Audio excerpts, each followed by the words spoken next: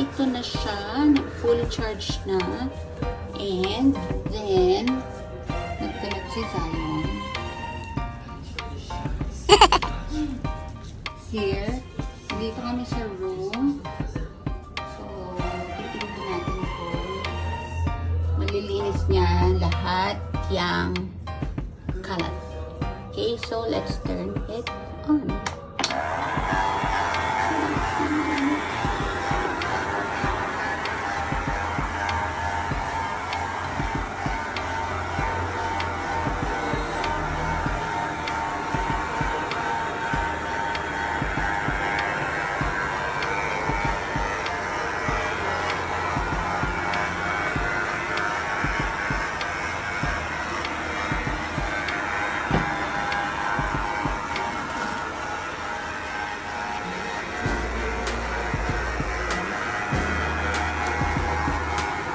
So, puro tissue yan. Ang nilagay ni Zion. So, every time merong ano na siya. Every time mababangga siya, tapos lilipat siya ng pwesto niya. So, let's check. Kung mauubos na yung mga kalat. He's eating. So, ganyan siya if under the table or under the chair. So, it just tries to find its way out. There.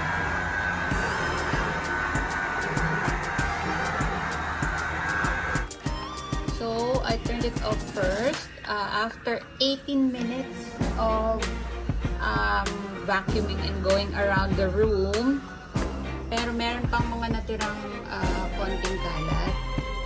There, we'll just check kasi parang hindi na siya masyadong nakaka-suck ng alikabok. Let's see. Look at the wiping cloth. Ang linis pala ng room. And you probably need to just remove yung nakabara, but I don't know. There. So, ganyan kadumi, and ito yung purpose ng wiping cloth. So, nakukuha niya yung mga dust din sa floor. Let me check yung inside lang. So, just pull up the cover here, may slot sa taas. And then, we'll check yung dust collecting box niya. Here. So, ito yung filter niya. Tatanggal yan. Just have to. So, ayan yung kalat. So, we'll just try to remove it. Okay? Then, again, yung wiping cloth, ganyan siya kadumi. Okay. So, we'll just empty this out and we'll see kung mauubos niya pa yung ibang dirt na nasa floor. Ayan, so I'm just letting it go around the room. So, hinayaan lang namin siya na umikot around the room. So, it went under the bed, it went under the sofa, ayan naman, under the TV rack. And let's check kung kamusta naman yung kanyang performance in terms of cleaning. So, under the bed na siya ngayon. So, again, I charge it for 5 to 6 hours. And we'll get back to you kung gaano katagal yung performance niya after you charge it for 5 to 6 hours, because you need to drain the battery again before you charge it. Okay? So, we'll get back to you later. Okay, so automatically it turned off after 1 hour of cleaning. So exactly 60 minutes. So, it says naman sa manual that it would work around 60 to 90 minutes. So, check naman. Tama naman yung sinabi sa manual. So, after 60 minutes, let's check how much dirt yung nakuha niya inside. Okay. So, this is the dust collecting box. And then, ito yung filter sa taas. So, let's just remove the filter.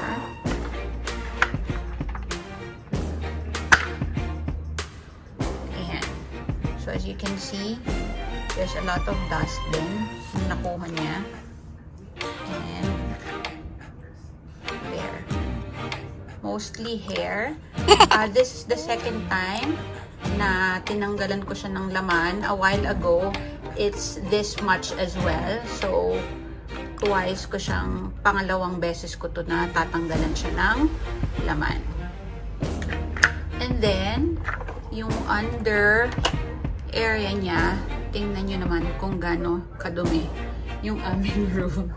So, yung wiping cloth niya, sobrang madumi talaga. Ayan. And then, yung kanyang parang sweeper, yung broom. Ayan. It also got some hair. Kasi, yun na yung problem namin. Madami kaming hair fall. Ayan, ayan. Dami niya nakuha. There. So, ayan. We're gonna clean this later. So, what do you think about the robot vacuum? It's convenient. So, it's convenient. So, the vacuum naman, the robot vacuum does the job of sweeping and wiping your floor. So, according to the website, balikan natin yung mga features. It says low noise. So, check naman siya. For me, I know we have different, what do you think? Is it low noise? No. Kasi we have different interpretations naman ng noise. Pero sa akin, acceptable naman siya. Hindi siya yung sobrang malakas na noise kagaya ng mga old vacuum cleaners. But, for me, it's low noise. Intelligent sweeping. I don't know about intelligent. But, it does the job. So, yun na lang. For me kasi, if you say intelligent, I think that would pertain to those na higher priced vacuum cleaners like that of Xiaomi. A vacuum cleaner, I think it sells for around 15 to 20,000. The good thing about that is it has a laser detect system. So, meron siyang navigation system. You can control the vacuum cleaner via the Xiaomi app. And then you can create a map of your room which the vacuum cleaner can follow. And then also if it gets pag low battery na siya, it returns to the charging station automatically. So that for me is intelligent.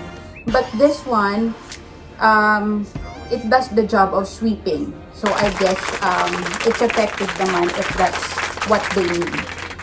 And then it says anti-collision feature. So when it hits an obstacle like a chair or anything na it hits, then it moves to a different direction. And then it says sa website removes dust, check as well. So check. Yeah, look at that. And then slim light design, check. Multiple cleaning, probably multiple because it has a wiping cloth and like a broom. So it both sweeps and wipes the floor. So check naman if that's what they mean of multiple cleaning. So again, for the more expensive vacuums, some of them also have a mop feature wherein you can put water in the tank and then it also does the mopping. Yeah. So for this one, huwag na tayong choosy kasi 888 pesos lang po. Okay. And then lasting life. So I don't know about lasting life whether it's the vacuum cleaner itself, but in terms of battery life, acceptable naman yung 60 to 90 minutes. So in our case today, so it ran for 60 minutes. So we started operating it ng 8:37 p.m. and then 9:38 p.m. exactly, it just automatically shut down. So under the bed. And yeah. So it says true naman what it is, what it states in the manual na 60 to 90 minutes yung running time niya.